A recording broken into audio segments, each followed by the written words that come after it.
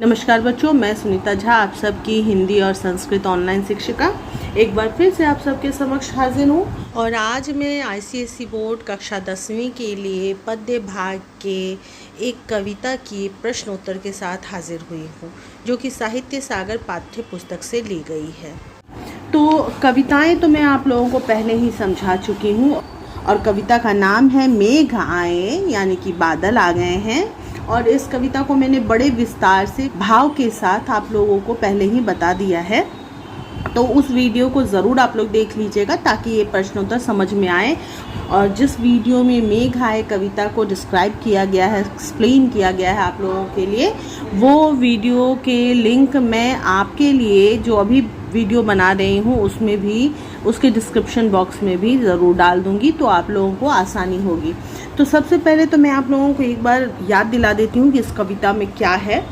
जीवन परिचय आदि आप लोग खुद से देख लेंगे, और अगर आपको प्रश्नोत्तर में ज़्यादा परेशानी होती है तो ये सब जो चीज़ें हैं ना, बिल्कुल ज़रूर पढ़िएगा। जैसे यहाँ पे सारांश में दिया हुआ है या केंद्रीय भाव में दिया हुआ है, बस उन्हीं से प्रश्न भी पूछे गए हैं आप लोगों को। तो जैसे यहाँ लिखा हुआ है कि बरसात के दिनों में बादल उमड़ घुमड़ कर आसमान पर छा जाते हैं। आपने भी देखा होगा, बरसात का समय आने ही वाला है, मानसून आने ही वाला है। तो बादल जैसे ही आते हैं और उस समय हवाएं तेज बहने लगती हैं। हवा के वेग से, उसके वेग यानी कि उसकी तेज़ी से, उसकी स्पीड से पेड़ भी झुकने और डोलने हिलने लगते हैं। धूल उड़ती है, बादल नीचे क्षितिज पर झुक जाता है। क्षितिज के बारे में मैंने वीडियो में बड़े विस्तार से बताया। क्षितिज का मतलब होता है जहाँ पर ज़मीन और आसमान मिलता हुआ महसूस होता है। बादल भी एकदम क्षितिज की तरह ही ज़मीन को छूने के लिए तैयार हो जाता है। बिजली चमकती है, अंततः प्रतीक्षा समाप्त होती है और बादल बरसने लगते हैं। यानी कि ये जो है, बारिश के होने से पहले जो प्रकृति में बदलाव आती है उसका यहाँ तक वर्णन किया गया है। ठीक है, उसके बाद बताया गया है कि कवि ने बादलों को प्रिय मेहमान बताया है। यानी यहाँ पर जो कवि ने कविता लिखी है, यानी सर्वेश्वर दयाल शर्मा जी ने इसको मानवीयकरण करके, ये एक अलंकार है मानवीकरण करना, यानी प्रकृति को मनुष्य के रूप में सामने दिखाना। जैसे मनुष्य का रूप रंग होता है, जैसा व्यवहार होता है, उस हिसाब से प्रकृति की तुलना करते हुए जब लिखा जाता है तो उसको मानवीयकरण कहते हैं। तो उसी तरह से इस कविता में भी कवि ने मानवीकरण किया है प्रकृति का। इसमें गांव में जो प्रकृति का बदलाव है, या पेड़ हैं या नदियां हैं, उन सब को गांव के लोगों के हिसाब से बताया है, उसको उससे तुलना की है। तो हमने कविता में तो इस चीज़ को पढ़ा ही है। यहाँ पर बस ये बताया जा रहा है कि बादल को कवि ने प्रिय मेहमान बताया है, जो कि पाहुन भी बोलते हैं कई जगह पे, मेहमान भी बोलते हैं, दामाद भी बोलते हैं। उस हिसाब से इनका रूपकरण किया है। एक युवक बहुत दिनों के बाद शहर से अपनी ससुराल वाले गांव में आता है और गांव में आने की प्रतीक्षा करता है। और ये युवक जो है वो कौन है? बादल है। जो बादल है वो बहुत दिनों के बाद, क्योंकि हमें तो पता है कि बारिश का मौसम पूरे 1 साल के बाद आता है, तो अभी पूरे 1 साल के बाद युवक गांव में आया है, यानी कि बादल आया है। और गर्मियों के बाद बारिश होती है तो उस समय बारिश का इंतज़ार भी लोग बहुत दिल से करते हैं ताकि गर्मियों से राहत मिल सके। तो ये युवक यानी बादल जो है वो शहर से अपने गांव आया है, ससुराल आया है, जहां पर गांव के लोग उसकी प्रतीक्षा कर रहे होते हैं। उस गांव में आने की हलचल भी वर्षाकालीन बादलों के आने की हलचल की जैसी है। तो जैसे किसी मेहमान के आने पर गांव में लोग प्रसन्न होते हैं, खुश होते हैं, जैसा बदलाव गांव में नज़र आता है, वैसा ही प्रकृति में बादल के आने से पहले बदलाव आता है और बादल के बरसने के समय भी बदलाव आते हैं। लोग उस समय कितनी खुशियां मनाते हैं, तो वो यहाँ पे दिखाया गया है। केंद्रीय भाव में बताया गया है कि इस कविता में सांग रूपक, यानी कि किसी कविता में जब 2 तत्वों का रूपक आदि से अंत तक बना रहे तो उसे सांग रूपक कहते हैं। तो जैसे यहाँ पे जैसे इस कविता में बताया गया है कि बादल जो है वो दामाद है और अंत तक उसी को ले जाया गया है, तो उसी को सांग रूपक अलंकार कहा जाता है। तो उसी रूप में ये कविता लिखी गई है। और इसमें दिखाया गया है कि ग्रामीण संस्कृति में दामाद के आने पर लोग किस तरह का उल्लास का वातावरण बन जाता है, और उसी उल्लास को मेघ रूपी शहरी मेहमान के आने पर दिखाया गया है। 1 साल के बाद आए इस मेहमान को देखकर एक ओर स्वागत सत्कार और उल्लास का भाव है, वहीं दूसरी ओर लंबे समय के बाद आने के कारण शिकायतें भी हैं। बहुत लंबे समय के बाद कोई मेहमान आता है तो हम लोग प्यार से ही शिकायत तो करते हैं ना कि बड़ी दिन बाद याद आई हमारी, कैसे भूल गए थे। ये वो प्यार भरी शिकायतें भी यहाँ पे हो रही हैं। इस तरह कविता में कवि ने बादलों के आगमन की तुलना सज धज कर आने वाले शहरी मेहमान से की है। इस कविता का उद्देश्य है यहाँ पे ग्रामीण संस्कृति में बादल और दामाद के आने के उल्लास का वर्णन करना कविता का मुख्य उद्देश्य है। ग्रामीण संस्कृति में दामाद किसी एक परिवार का ना होकर पूरे परिवार, पूरे गांव का हो जाता है। पूरा गांव उससे खुश होता है, उसका सम्मान करता है, उसका स्वागत करता है। बड़ों द्वारा मेहमान का स्वागत करना, परात में पानी लेकर उसके पैर धोना, लता के भ्रम का दूर होना, लता यानी कि पत्नी की इतने दिन मुझे भूल गए थे, उस भ्रम का दूर होना, मिलन के आंसुओं का सुंदर वर्णन करना भी कवि का उद्देश्य है। कवि अपने उद्देश्य में पूरी तरह सफल हुए हैं। इसके साथ साथ आप प्रकृति का वर्णन, प्रकृति के प्रति लगाव और प्रकृति को अपना मानने का भाव भी यहाँ पे कवि दिखाना चाहते हैं। कवि बताना चाहते हैं कि प्रकृति में भी वैसी ही भावनाएं हैं जैसे एक इंसान के अंदर हैं। ठीक है, तो यहाँ पे अर्थ भी बताया गया है और शब्दार्थ भी बताए गए हैं आप लोगों को, तो ये तो आप लोग खुद से पढ़ लीजिएगा। हालांकि ये सब मैंने वीडियो में बता दिया है, लेकिन फिर भी व्याख्या जो है अगर पढ़ लेते हैं तो बेहतर रहेगा। आपके प्रश्न उत्तर इसी में से मैंने बहुत सारे अंडरलाइन किए हुए हैं, देख रहे हैं ना आप लोग, तो बहुत सारे मैं इसी में से आप लोगों को बताने वाली हूँ। तो फिलहाल तो आप लोग पहले ये व्याख्या आदि देख लीजिए, समझ लीजिए। ठीक है, और मैं ये दिखा भी इसलिए रही हूँ कि अगर किसी के पास बुक नहीं है तो उन्हें परेशान होने की ज़रूरत नहीं है। इसी वीडियो से भावार्थ, व्याख्या आदि को वो देख लें और समझ लें। ठीक है,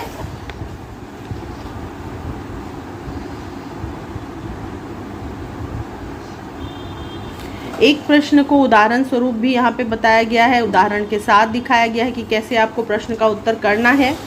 तो बस प्रश्न का उत्तर आप लोग जब भी करेंगे तो कविताएं हैं चूँकि, इसीलिए आपको कविता के व्याख्या के अनुसार इसको उत्तर लिखना है। आप कविता के शब्द नहीं लिख सकते हैं, कविता की लाइनें नहीं लिख सकते हैं, आपको उसकी व्याख्या के साथ उत्तर लिखने होंगे। कविताओं में ये सबसे ज़रूरी चीज़ होती है, तो इसलिए इस चीज़ को आप ध्यान रखिए और फिर समझने की कोशिश कीजिए कि कविता के प्रश्न जो होते हैं वो एक्सप्लेन करने के लिए होते हैं। तो जब आप एक्सप्लेन करेंगे तो आप बताएंगे कि किस चीज़ को किस से तुलना किया गया है और क्या बताने की कोशिश कवि वहाँ पे कर रहे हैं। जैसे कि यहाँ पे दिया हुआ है, मेघ आए बड़े बन ठन के गांव में शहर के, यहाँ तक के लाइनों से ये प्रश्न पूछा गया है। मेघ किसके प्रतीक हैं? मेघ लंबे समय बाद आए हुए दामाद के प्रतीक हैं। यहाँ पे मैंने लाइन खींच दिया। मैंने सारे प्रश्नों के उत्तर लिखे नहीं हैं बच्चों, क्योंकि मैंने पहले भी आप लोगों को बता दिया है कि इतने उत्तर लिख पाना मेरे लिए संभव नहीं है, मेरे पास इतना समय नहीं है। लेकिन जब बहुत सारे बच्चों की तरफ से मुझे ये आश्वासन मिला है, ये आग्रह मिला है कि मैम आप हमें बोल कर ही आंसर बता दीजिए, हमारे लिए काफ़ी है, तो मैं ये वीडियो बना रही हूँ और मैं ज़्यादातर प्रश्नों के उत्तर आपको इसी तरह अंडरलाइन करके या बोल करके ही बताने वाली हूँ। ठीक है, वे किस रूप में गांव में आए हैं? वे बड़े बन ठन के और साज सज्जा के साथ आए हैं। उसके बाद तीसरा प्रश्न है, उनका स्वागत किस प्रकार होता है? तो बादल रूपी दामाद का स्वागत पहले पुरवाई हवा नाचती गाती हुई करती है। उन्हें देखने के लिए सारे खिड़की दरवाजे खुल जाते हैं। बुजुर्गों की तरह पीपल झुककर स्वागत करता है। तालाब पैर धोते हैं। ज़्यादा समय बाद आने की शिकायत भी की जाती है। ये संक्षेप में उनके स्वागत को बताया गया है। ठीक है, दूसरा प्रश्न है, यहाँ किस बयार की बात की जा रही है? उसे नाचते गाते हुए चलती हुई क्यों दिखाया गया है? तो ये 3 प्रश्न यहाँ पे फिर से हैं। कवि इससे क्या बताना चाहते हैं? तो जब एक ही प्रश्न में 2 से ज़्यादा प्रश्न हो या 3 प्रश्न हो तो आपको क्या करना है, या तो बारी बारी से तीनों प्रश्नों के उत्तर लिखें, या फिर जब आप उसको मिलाएं तो इस तरह से जोड़ें कि अलगाव ना लगे, ऐसा ना लगे कि कहीं पर पैच कर दिया गया हो, कुछ ज़बरदस्ती वहाँ पे रफू कर दिया गया हो।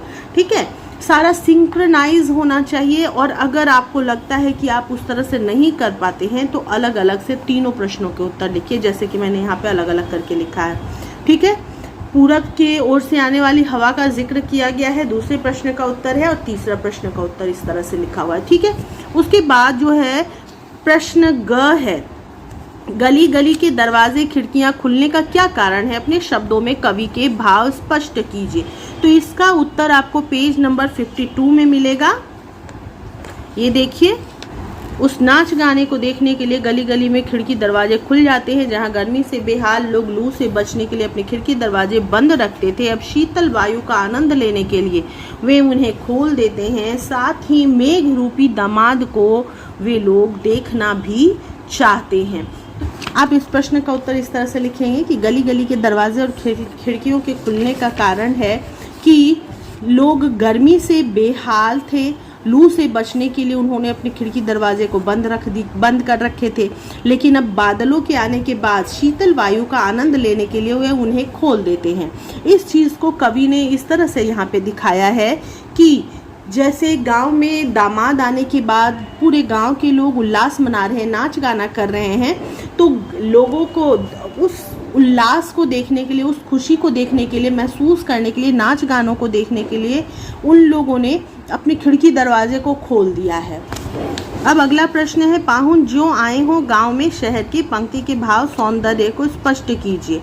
पाहुन का ग्रामीण संस्कृति में क्या महत्व है, मेघों को मेहमान क्यों कहा गया है।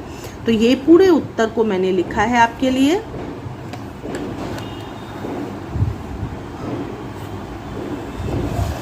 ठीक है, अगला प्रश्न है जो वो है, पेड़ झुक झांकने लगे डैश संवर के।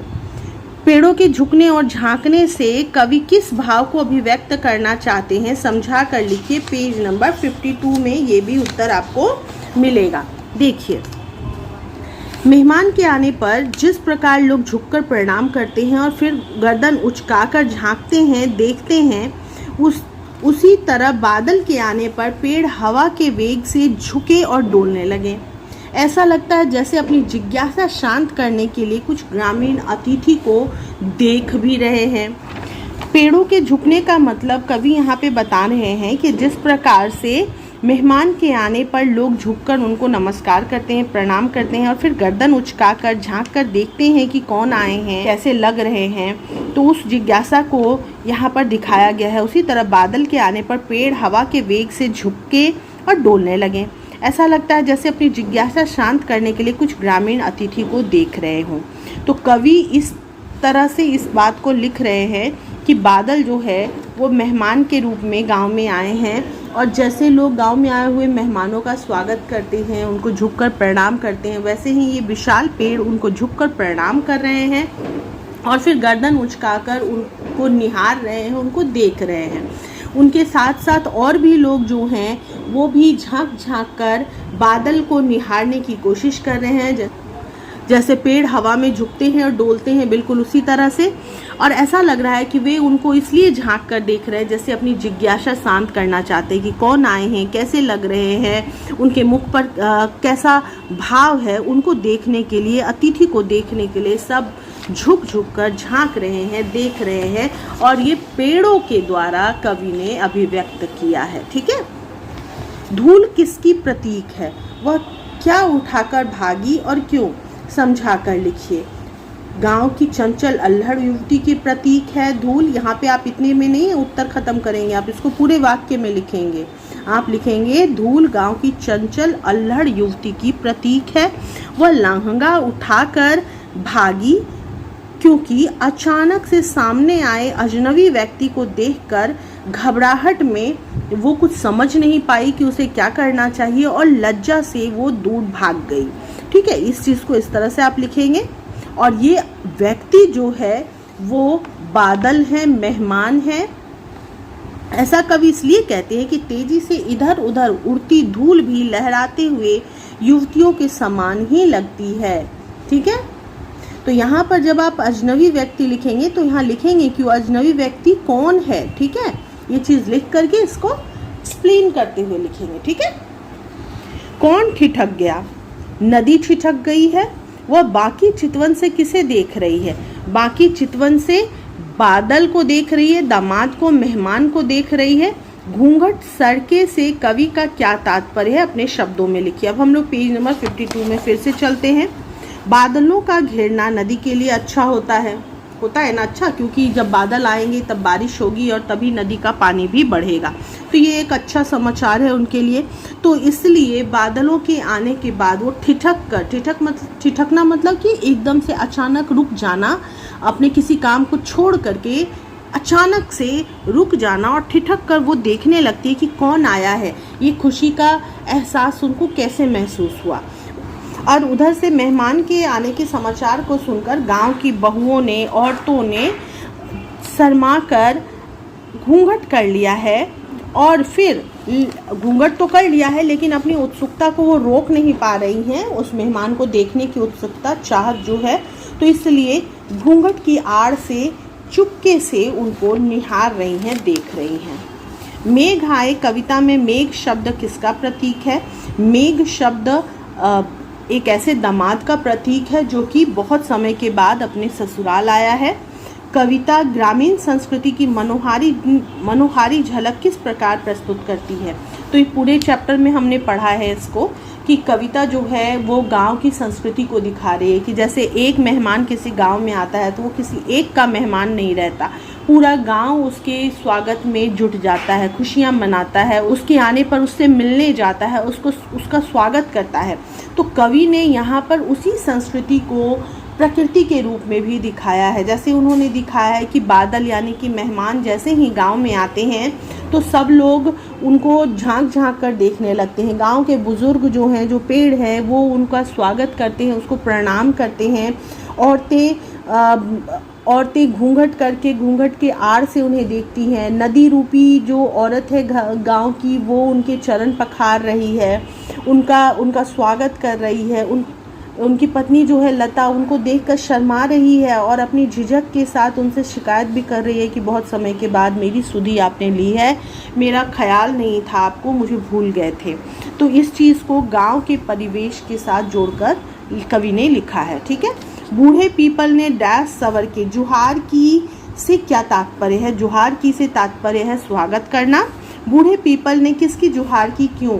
बूढ़े पीपल ने मेघ रूपी दामाद की जुहार की, जो बहुत समय के बाद अपने ससुराल आए हैं, गांव आए हैं। क्योंकि ये गांव की रीति रिवाज है जिसमें कोई मेहमान जब आता है तो घर का बुजुर्ग उनकी स्वागत करता है, उनका सत्कार करता है। और यहाँ बादल भी मेहमान के रूप में ही आए हैं और बूढ़े पीपल गांव के बुजुर्ग हैं जो उनका स्वागत कर रहे हैं खुशियों से। बरस बाद सुधि लीन ही, ये शब्द किसने, किससे और क्यों कहे? पेज नंबर 53 में चलते हैं। किसने कहे ये तो आप लोगों को पता ही है। लता ने कहे हैं अपने पति यानी बादल को। ये यहाँ पे देखिए, यह मेहमान घर का दामाद हो जो काफ़ी समय के बाद अपनी पत्नी के पास अर्थात मेघ लता के पास आया है। बादल जो है वो मेहमान है और लता उसकी पत्नी है, उसके पास वो आया है काफ़ी समय के बाद। वही लता कहती है कि आपने बहुत समय के बाद मेरी सुधि ली, में मुझे याद किया, और उस शिकायत को यहाँ पे दिखाती है। गांव के परिवेश में जो है शर्म और लिहाज के कारण पत्नी पति के सामने नहीं आती है, अतः वह दरवाजे की ओट लेकर बेचैनी से उलाहना देती है कि पूरे 1 वर्ष बाद हमारी खबर ली है आपने, मुझे आप भूल गए थे। अब चूंकि बादल बहुत समय के बाद वहाँ पे आए हैं, पूरे 1 साल के बाद बारिश का मौसम आया है, इसलिए लता ये शिकायत करती है। ठीक है। ताल शब्द किसके लिए प्रयोग किया गया है, वह क्यों खुश है? तर्कपूर्ण उत्तर दीजिए। ताल शब्द तालाब के लिए प्रयोग किया गया है। वो इसलिए खुश है क्योंकि पूरे साल भर के इंतज़ार के बाद बादल रूपी दामाद गांव में आ चुके हैं और बादल के आने के बाद जब बारिश होगी तो नदी भी पूर्ण रूप से भर जाएगी, उल्लास मनाएगी। पेज नंबर 53 में फिर देखते हैं, क्योंकि बादल बरसेंगे तो तालाब भी भरेगा और इसलिए वो तालाब हर्षाया हुआ है, खुश है कि बादल आ चुके हैं। ठीक है। कविता का केंद्रीय भाव अपने शब्दों में लिखिए। अभी मैंने पढ़कर आपको बताया, पेज नंबर 51 में है केंद्रीय भाव। ठीक है। क्षितिज अटारी गहराई बन ठन के संवर के। क्षितिज अटारी से कवि का क्या कहना है? वहाँ किसका मिलन हुआ। क्षितिज का मतलब मैंने अभी अभी आपको बताया। क्षितिज का मतलब दृष्टि की पहुँच पर का वह जगह जहाँ पर वृत्ताकार यानी ऐसा लगने लगता है कि गोल हो गया है धरती और आकाश और पृथ्वी एक दूसरे से मिल रहे हैं, वही उनका मिलन स्थल है। और अटारी का मतलब होता है घर के ऊपर की कोठरी या छत या कई बार झरोखे यानी खिड़की आदि को भी अटारी का नाम दिया जाता है। तो यहाँ कवि बताना चाहते हैं कि जब सारे गांव के द्वारा स्वागत सत्कार मिलना जुलना हो जाता है तो मेघ रूपी व्यक्ति अपनी पत्नी से मिलने उस अटारी पे जाता है जहां उनकी पत्नी उनका इंतज़ार कर रही है मिलने के लिए, और वो अटारी क्षितिज है। क्षितिज रूपी अटारी के पास दोनों पति पत्नी अर्थात बादल मेघ और उनकी पत्नी लता का मिलन होता है। अगला प्रश्न है, पाहुन के संबंध से दामिनी का क्या अर्थ है। दामिनी के चमकने से क्या परिवर्तन आया, समझाकर लिखिए। Page number 54। जब दोनों मिलते हैं यानी कि बादल और उनकी पत्नी लता जब मिलती हैं तो एकदम से बिजली सी कौंध जाती है, उनके अंदर की भावनाएं जो हैं वो जाग जाती हैं और पत्नी के मन के भ्रम जो था वो सब खत्म हो जाता है, उसके गांठ खुल जाते हैं। उनके मन में जो ये शंका थी कि उनके पति उसे भूल गए थे, उनका ख्याल नहीं रखते थे, वो भ्रम जो है वो टूट जाता है। उन्हें समझ में आ जाता है कि उसके पति उसी से मिलने आए हैं क्योंकि उसका ख्याल रखते हैं। उनकी सारी जो शंकाएं थी, सारी संदेह जो थे वो टूट गए थे। मिलन के आंसू के रूप में वियोग का दुख बह जाता है। वर्ष भर के वियोग का बांध टूट गया और वो अपनी भूल के लिए क्षमा भी मांगने लगती हैं। तो बिजली के चमकने से, दामिनी के चमकने से यही परिवर्तन आया। क्षमा करो गांठ खुल गई भरम की पंक्ति में किसने किससे क्षमा मांगी और क्यों, समझाकर लिखिए। मेघ की लता रूपी पत्नी ने मेघ से अपनी शिकायतों, उलाहनों और अविश्वास के लिए क्षमा मांगी है। चूँकि वो बादल रूपी उनके पति बहुत समय बाद उनके गांव उनसे मिलने आए थे, तो लता जो थी वो उनसे नाराज़ थी कि आप मुझसे बहुत समय बाद मिलने आए, आपको मेरा ख्याल इतने दिन तक नहीं आया। लेकिन जब वो उनसे मिलती है और फिर उनके मन का सारा भ्रम, सारी शंकाएं दूर हो जाती हैं, तो फिर उनसे लिपट कर रोने लगती हैं और उनके मन की सारी तकलीफ़ें उस आंसू के साथ बह जाती हैं। फिर वो क्षमा मांग लेती हैं अपने पति से। सांग रूपक अलंकार के कारण कविता में जो दोहरा अर्थ आ गया है उसके सौंदर्य को लगभग 70 शब्दों में अभिव्यक्त कीजिए। तो इसके लिए भी आप यहाँ पे आएंगे कि इस कविता में सांग रूपक अलंकार का प्रयोग किया गया है, जिसमें बताया गया है उल्लास को, खुशी को दर्शाया गया है। उसके बाद आप लिखिएगा कि इस कविता में सांग रूपक अलंकार के कारण कवि ने एक साथ दो भावों को व्यक्त किया है। पहला भाव जो प्रकृति का है, जिसमें बादल के आने के बाद परिवर्तन किस प्रकार से आया है वो दिखाया गया है। उस परिवर्तन से गांव में या जो माहौल में, प्रकृति में पेड़ों का खुशनुमा व्यवहार है, ठंडी हवाओं का चलना है, या बारिश के आने पे लताओं का खुल जाना है, खिल जाना है, वो सब दिखाया है। और दूसरे भाव में उन्होंने साथ ही साथ ये भी बताया है कि जब कोई व्यक्ति बहुत समय के बाद अपने प्रियजनों से मिलने आता है तो उस वक्त उनके प्रियजनों की कैसी परिस्थिति होती है, वो मिलकर उनके साथ किस तरह से व्यवहार करते हैं, गाँवों में लोग अपने मेहमानों का किस तरह से ख्याल रखते हैं। उम्मीद है आप लोगों को प्रश्नों के उत्तर समझ में आ गए होंगे। अगर कहीं पे कोई कन्फ्यूज़न हो, जैसा कि मुझे लग रहा है कि हो सकता है, क्योंकि ये कविता अलंकारों से भरी हुई है इसलिए हो सकता है कि थोड़ी सी शंका हो आपको। अगर कोई भी प्रॉब्लम इस तरह से महसूस हो तो आप लोग बेझिझक मुझे प्रश्न कर सकते हैं, ठीक है। तो फिलहाल इस वीडियो में इतना ही। मैं आपसे जल्दी ही मिलती हूँ अगले नए कविता और नए प्रश्नोत्तर के साथ। फिलहाल बाय बाय, अपना ख्याल रखिएगा।